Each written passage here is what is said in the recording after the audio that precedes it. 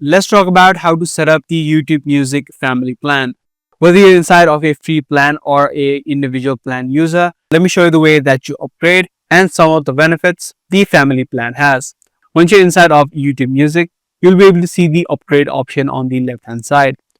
Once you do, and if you scroll down a bit, you can see all of the different plans that are available.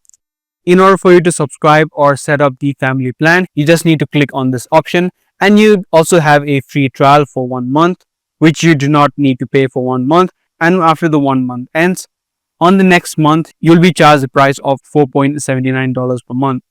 Now you can add in your debit or credit card in this section, add in your details, and you'll be immediately subscribed.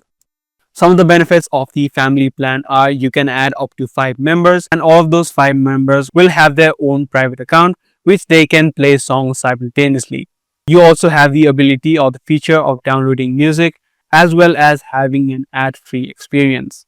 So that's all there is in setting up the family plan inside of YouTube Music. If this video was helpful, be sure to subscribe. That's pretty much all for this one. I'll see you in the next video.